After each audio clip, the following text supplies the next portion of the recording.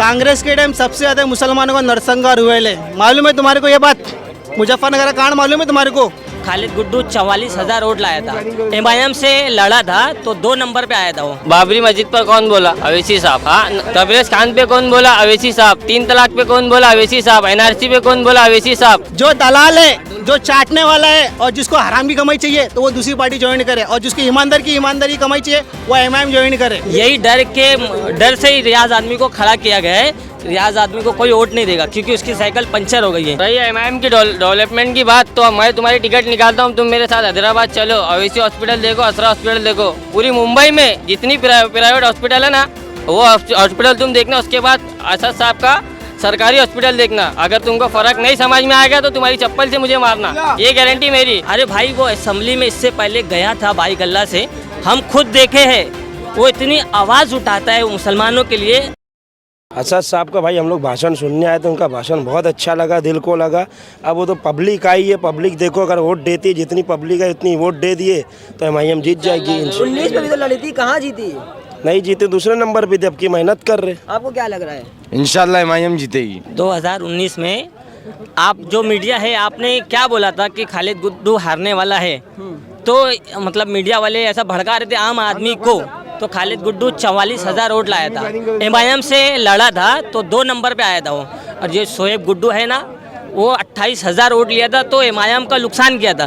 तो बीजेपी का B team असल में कांग्रेस है, और यहाँ पे गठबंधन जो है समाजवादी राष्ट्रवादी, जो इन लोग का गठबंधन है, तुम गठबंधन में रहते हुए तुम अलग क्यों लड़ा रहे हो? अगर मैं अलग नहीं लड़ाऊंगा तो एमआईएम जीत जाएगी वन साइड से।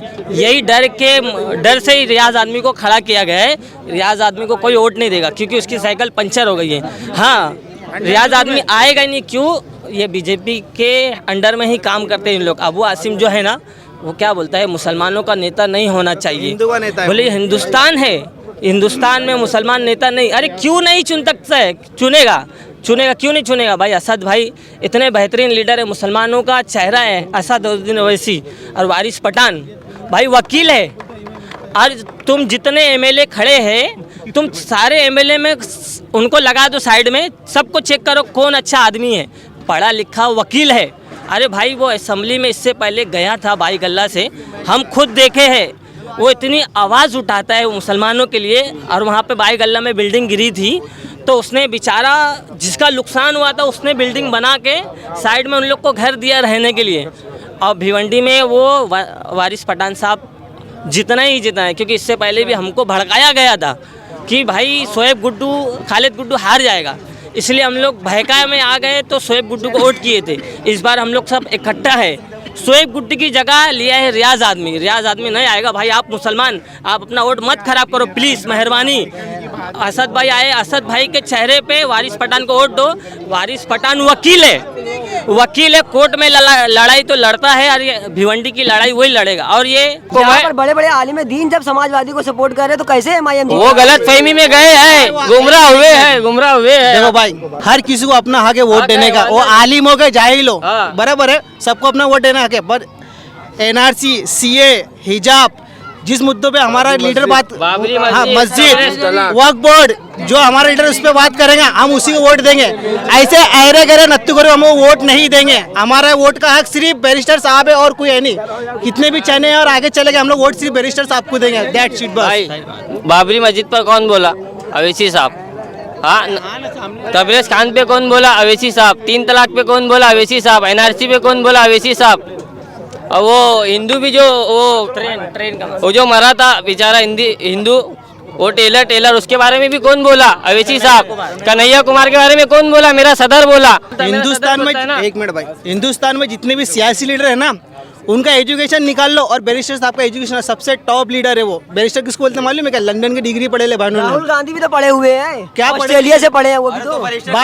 एक मिनट, राहुल गांधी जो है ना कांग्रेस का नेता, बराबर। कांग्रेस के टाइम सबसे ज्यादा मुसलमानों का नरसंहार हुए है। मालूम है तुम्हारे को ये बात? मुजफ्फरनगर का कांड मालूम है तुम्हारे को? जब वो चुप था क्या? कांग्रेस पप्पू चुप था क्या वो टाइम पे? सरकार कांग्रेस में मुसलमान नेता भी है क्या? आप में कोई हिंदू नेता? वो सब दलाल है भाई, वो सब दलाल है, चाटने वाले लोग है वो। तो एमआईएम में कौन हिंदू नेता है? हाँ, कौन है ना भाई? नाम बताइए। देखो शर्मा जी, शुक्ला जी है तुम्हारे यूपी के अंदर, देखो देखो देखो बिहार के राणा रणजीत सिंह है, फिर- पंडित मनमोहन अरे एमएलए 7 एमएलए हैदराबाद के अंदर है, सब मुस्लिम। 2 एमएलए यहाँ महाराष्ट्र में थे, वो मुसलमान। एक बिहार में थे, वो मुसलमान। देखो एमआईएम में सब, एक मिनट भाई, एमआईएम में सब ईमानदार लीडर लगते हैं, दलाल नहीं लगते वहाँ पे, चाटने वाले नहीं लगते वहाँ पे, और करप्शन टीम तो चाहिए ही नहीं उसके अंदर, क्योंकि सब ईमानदार लीडर है उसके अंदर, एमआईएम के अंदर। तो उसको भरेश्वर साहब को वही लीडर चाहिए। ये सब नीचे से पैसे देने वाले रिश्वतखोर नहीं चलते उसके अंदर, समझे? इसलिए लोग वहाँ पे ज्वाइन नहीं करते एमआईएम वही ज्वाइन कर रहे हैं जो मर्द है, मुजाहिद है। ओके, जो चाटने वाला है, दलाल है, एक मिनट, जो दलाल है, जो चाटने वाला है और जिसको हराम की कमाई चाहिए तो वो दूसरी पार्टी ज्वाइन करे, और जिसकी ईमानदारी कमाई चाहिए वो एमआईएम ज्वाइन करे। और रही एमआईएम की डेवलपमेंट की बात, तो मैं तुम्हारी टिकट निकालता हूँ, तुम मेरे साथ हैदराबाद चलो, अवेसी हॉस्पिटल देखो, असरा हॉस्पिटल देखो, पूरी मुंबई में जितनी प्राइवेट हॉस्पिटल है ना, वो हॉस्पिटल तुम देखना। उसके बाद असद साहब का सरकारी हॉस्पिटल देखना। अगर तुमको फर्क नहीं समझ में आएगा तो तुम्हारी चप्पल से मुझे मारना, ये गारंटी मेरी। तुम्हारी टिकट मैं निकालता हूँ हैदराबाद की, तुम मेरे साथ चलो हैदराबाद। भिवंडी के तुम पूरे प्राइवेट हॉस्पिटल देख लो, मुंबई के, भिवंडी के नहीं, मुंबई के सब में महंगे महंगे। और उसके बाद और भाई हैदराबाद चलो तुम। बात कर, तो अगर तुम पढ़ा लिखा नेता अगर तुम जिता के लाओगे ना भाई, तो तुम्हारे बच्चे, तुम्हारे सब जितने भी बच्चे ना सब पढ़े लिखे पैदा होंगे। अगर तुम जाहिल को निवड़ के लाएंगे, तुम्हारे बच्चे भी जाहिल ही पैदा होंगे, दंगे फसाद करेंगे। ये बात ख्याल में रखना भाई, क्योंकि आज देश को मालूम है क्या, पढ़े लिखे लोगों की ज़रूरत है, जाहिल अनपढ़ लोगों की ज़रूरत नहीं है। हिरोशिमा नागासाकी भी जब बम जब ये धमाका हुआ था ना, तो वो टाइम 1947 अपना जब देश आज़ाद हुआ था। आज हिरोशिमा नागासाकी जापान कहाँ पहुँच गया और अपना देश कहाँ है? चाइना 2050 में जी रहा है, अपन कहाँ जी रहे?